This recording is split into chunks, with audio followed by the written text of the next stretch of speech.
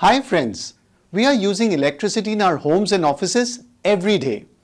Imagine how much electricity is being used by a city in one day. Have you wondered how this large amount of electricity is being generated? That's right, it's being produced by an electric generator. It's called an electric generator because it generates electricity. Now, have you ever seen an electric generator? The city gets its electricity from huge electric generators present in power stations that are located far away from the city. But you might have seen smaller generators that are used when the main power supply is cut off. There are small generators that people have in their homes and larger ones that are used for buildings or offices. Do you know how an electric generator works? How does it produce electricity? We are going to explore that in this video. We'll also talk about direct and alternating current. I'm going to make the concepts really easy for you. Before we discuss how an electric generator works, let's first talk about a simple cell. We know that a cell produces electricity. Cells are used in torches, remotes, toys. The amount of electricity produced by a cell is very small. Do you know what is the energy conversion in a cell? That's right, it's chemical energy to electrical energy. There are chemicals in the cell. A chemical reaction takes place and produces electrical energy. But what is the energy conversion in an electric generator? We know that an electric generator produces electrical energy. So the output is electrical energy. But what form of energy is being converted to electrical energy? That's right, mechanical energy. There's something rotating in the generator. So mechanical energy is converted to electrical energy. In an earlier video, we learnt about an electric motor. An electric motor is used in toy cars, fans, washing machines, mixers and grinders. An electric motor converts electrical energy to mechanical energy. An electric generator is the opposite of an electric motor. An electric generator is a device that converts mechanical energy to electrical energy. The electric motor is based on the principle that if you place a current-carrying conductor in a magnetic field, then the conductor will experience a force. In a motor, the forces act on the rectangular coil and it rotates continuously. Now, do you know what principle the electric generator is based on? That's right. The electric generator works on the principle of electromagnetic induction. The principle of electromagnetic induction is when a wire is moved in a magnetic field, electric current is induced in the wire. As long as there is relative motion between the wire and the magnet, electric current will be induced in the wire. When there is no relative motion, there will be no current. Now, do you remember how an electric motor is made? It contains a rectangular coil placed between the poles of a magnet. Now, when the voltage supply is switched on, electric current passes through the coil. Forces act on the coil and produce rotational motion in the coil. An electric generator is very similar to an electric motor. It also contains a rectangular coil placed between the poles of a magnet. Now, what are the differences? In an electric generator, note that there is no voltage supply because the generator produces electricity. In an electric generator, the coil needs to be rotated to generate electricity. Now you know what an electric generator is, let's explore how it's made. To understand how an electric generator is made, let's build the generator step by step. First, we need a magnetic field. The magnetic field is from the North Pole to the South Pole. Next, we need a rectangular coil made of insulated copper wire. We are going to place the rectangular coil marked as ABCD in the magnetic field.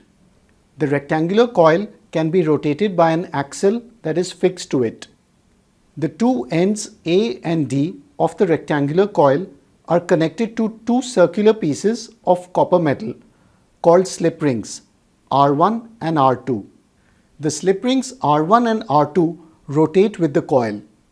We will add two fixed pieces of carbon called carbon brushes, B1 and B2, that are in contact with the slip rings.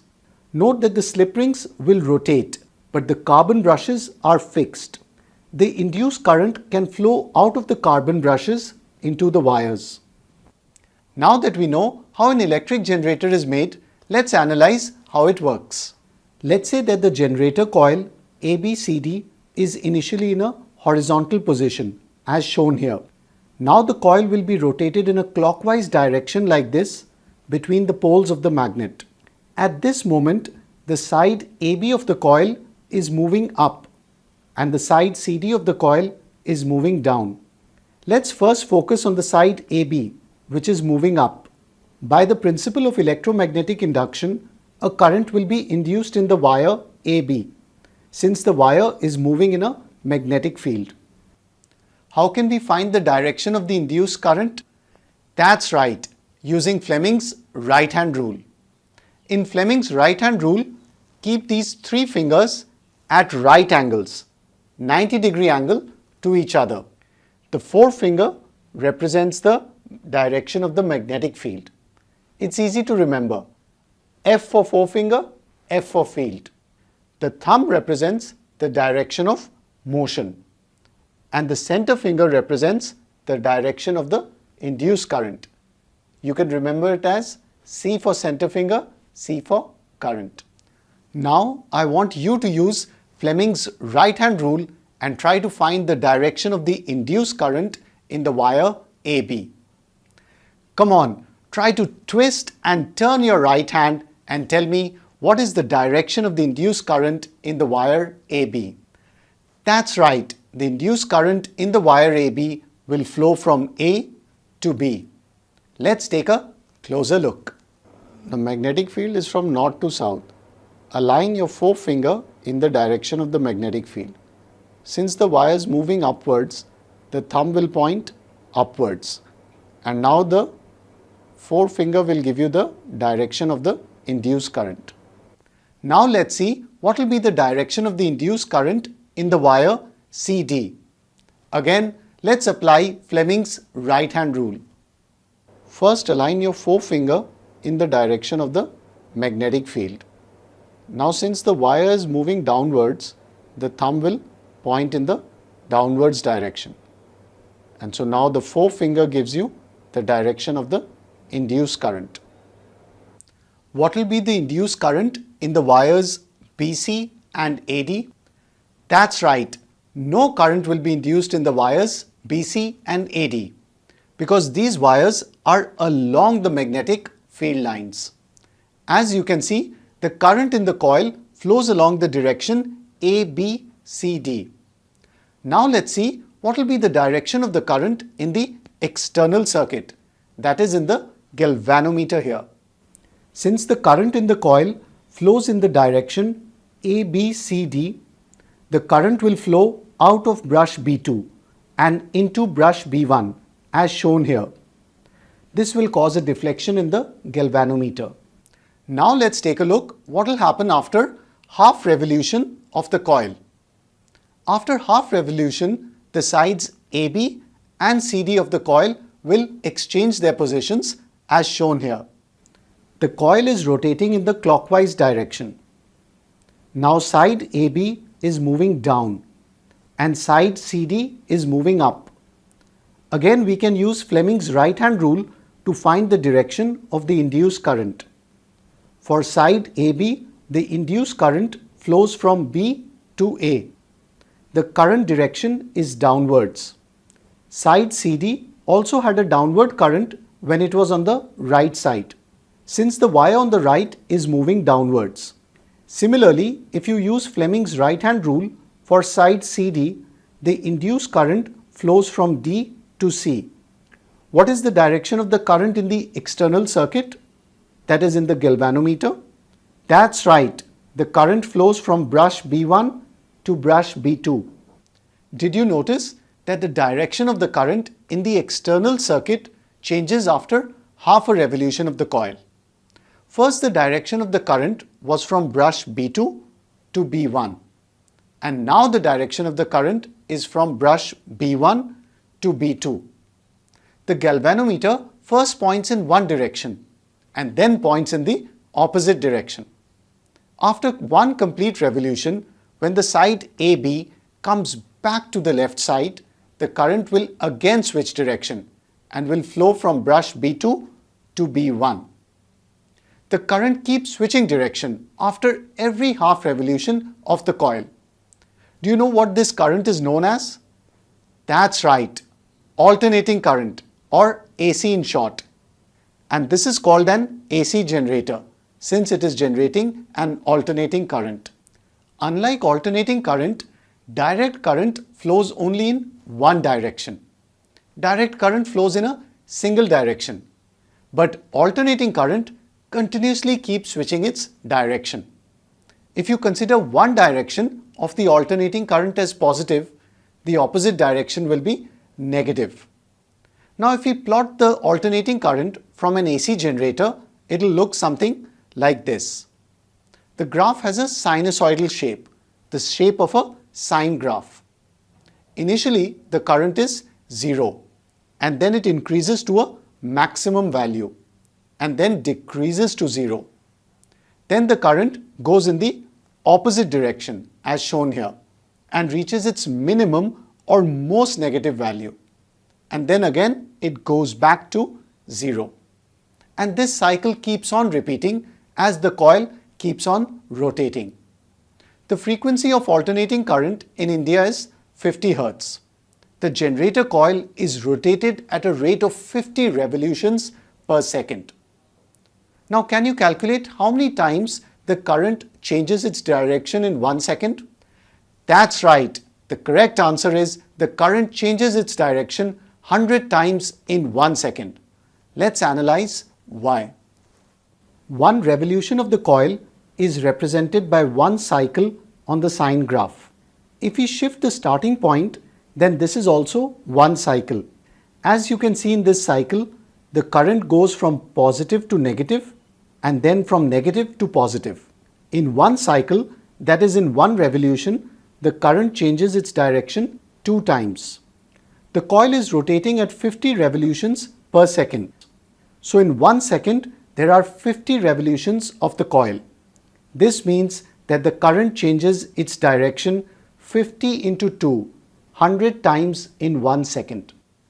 As we discussed, the AC generator produces an alternating current. That's why an AC generator is also called an alternator. AC generators are used in power stations to generate electricity which is supplied to our homes and offices. The large powerhouse generators need to produce high voltage and large current. Do you know how these generators are designed to generate high voltage and current? One way to increase the voltage and current is to have a stronger magnetic field by using a powerful electromagnet instead of a permanent magnet. Another way to increase the strength of the magnetic field is to wind the coil around a soft iron core. Rotating the coil faster increases the voltage and current. The voltage and current can be increased by using a coil of a large area and having more turns. So the generator coils are large and they are very heavy. Now rotating the heavy coil is difficult, but the electromagnet is easy to rotate. That's why the generator coils are kept stationary and the electromagnet rotates. The shaft of the electromagnet is connected to a rotating turbine. Turbine is a wheel having large blades. Now how do you rotate this large turbine? It depends on the type of power station. In a hydroelectric power station, it's the energy of the fast flowing water coming from a dam that rotates the turbine. In a thermal power plant, coal is burnt and the heat energy is used to convert water to steam. The high pressure steam rotates the turbine. In a nuclear power plant, steam is produced from the heat energy released during a nuclear reaction. In all these power plants, the mechanical energy of the turbine rotates the shaft of the generator and it produces electrical energy. We have talked about an AC generator that produces alternating current. In alternating current, the direction of the current keeps switching continuously. But direct current is very simple. It just flows in one direction. Now, do you know what type of current is supplied by a simple cell? DC or AC? That's right, a cell supplies direct current. The current flows only in one direction, from the positive to the negative terminal of the cell. This cell supplies a very small voltage, 1.5 volts, and the current is also small. What do we do if we need a high voltage and large DC current? One way is to convert the AC voltage and current into DC using an AC to DC converter. Another way is to use a DC generator. The DC generator is exactly like an AC generator with one small change. You just need to replace the slip rings in the AC generator with a commutator that has split rings, just like the split ring type commutator used in a DC motor. Let's take a closer look at the DC generator and see how it produces direct current. Let's say that the generator coil ABCD is initially in a horizontal position. Now the coil is rotated in a clockwise direction like this between the poles of the magnet. At this moment, the side AB of the coil is moving up and the side CD of the coil is moving down. First, let's focus on side AB, which is moving up. By using Fleming's right-hand rule, we can find the direction of the induced current in the wire AB. The current will flow from A to B. Similarly, the wire CD is moving down and the current will flow from C to D. Now let's see what will be the direction of the current in the external circuit, that is in the galvanometer here. Since the current in the coil flows in the direction A, B, C, D, the current will flow out of brush B2 and into brush B1 as shown here. Now let's take a look what will happen after half revolution of the coil. After half revolution, the sides AB and CD of the coil will exchange their positions as shown here. Note that the split rings of the commutator will also move since they are connected to their respective sides. The split ring of AB is now touching brush B2 and the split ring of CD is now touching brush B1. The coil is rotating in the clockwise direction. Now side AB is moving down and side CD is moving up. Again, we can use Fleming's right-hand rule to find the direction of the induced current. For side AB, now the current flows from B to A. Similarly, if you use Fleming's right-hand rule for side CD, the induced current flows from D to C. What is the direction of the current in the external circuit now? Since the split rings also switch their positions, the current continues to flow from brush B2 to B1. As you can see, the current in the external circuit always flows from brush B2 to B1. It flows in a single direction. So the DC generator produces direct current flowing in a single direction. One interesting question is, why do we get this crazy alternating current in our homes and offices? Why not a simple DC current which flows only in one direction? The main reason is to minimize the energy losses during transmission of electricity. Electricity is transmitted through very long wires. Now from Joule's law of heating, we know that heat loss is equal to I square RT. To minimize the heat loss, we need to reduce the current I. This is done by using transformers that increase the voltage and they reduce the current before transmission. Transformers work only on alternating current, and that's why alternating current is transmitted all over the world and not direct current. If you are using alternating current at home, why don't the bulbs keep going on and off as the current keeps switching direction continuously. That's right, the frequency of alternating current is very high, 50 Hz. If you consider a simple incandescent bulb, they work on the heating effect of current. For these bulbs, it does not matter which direction the current flows. The current just heats up the element. And while the current is switching direction at a very rapid rate, the element remains hot. So the bulbs work fine with alternating current. Now for the devices that need direct current, they have an AC to DC converter in them that converts the alternating current to direct current. Let's place the comparison of a DC motor and an AC generator on our concept board. I hope the concept of direct and alternating current and their generators is super clear to you now. Next time when you switch on the lights and fans in your home, I want you to remember that you're using alternating current and that there's some large AC generator working in some far-off power station. That's how electricity is being produced using the principle of electromagnetic induction. And to revise the concepts, just go to my website, manochaacademy.com. To make it easy, I'll put the links below. Thanks for watching.